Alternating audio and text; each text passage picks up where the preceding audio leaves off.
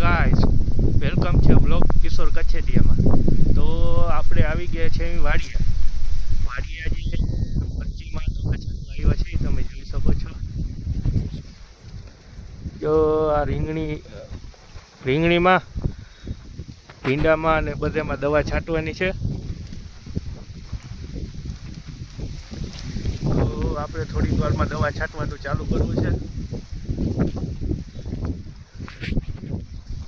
ડીસોડામાં ને દૂધીમાં ને બધેમાં જ દવાનો રાઉન્ડ મારી દઈને થીપ્સ જીવડી ને બધું। તો મિત્રો, હવે આપણે થોડાક દિવસમાં હવે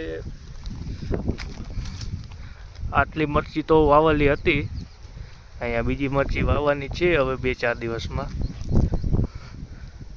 મરચી ને રીંગણી, વરસાદ તો આવતો નથી, તો બકાલાનો કંઈક કરવું જોશે ને। મિત્રો, આપણે આ મરચીમાં કોકર જાતી નથી, તો આના માટે કઈ દવા મરાય કોમેન્ટ કરીને કહેજો, જરૂરથી કોમેન્ટમાં કહેજો।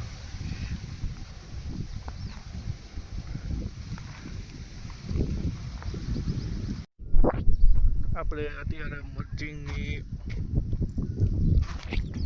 મરચી છે, આ મરચી છે, આ મિત્રો આ વધતી નથી, એનું શું કારણ હશે જરા કોમેન્ટ કરીને કહેજો મિત્રો। આપણે આવી રીતે મરચિંગ ઉપર આ પહેલી વાર આપણે અનુભવ કરીએ છીએ, ટપક ઉપર કેવી મરચી થાય। 18 વીઘાની વાવેલ છે, હજી આ બાજુ પારા દેખાય ને એમાં વાવવાની બાકી છે, એમાં હવે કાગળ પાથરી, ટપક પાથરી ને પછી મરચીનું વાવેતર કરું, મરચી ને રીંગણીની બેયનું। તો મિત્રો, અત્યારે દવા છાંટવાનું હાલે છે, તમે જોઈ શકો છો।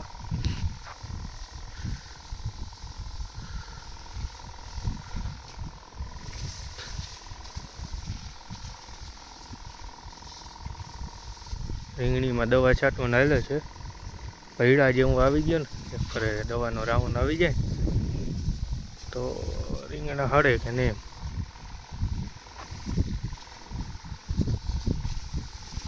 તમે જોઈ શકો। તો મિત્રો, હવે આપણે વાડિયાથી આવી ગયા છીએ ઘરે।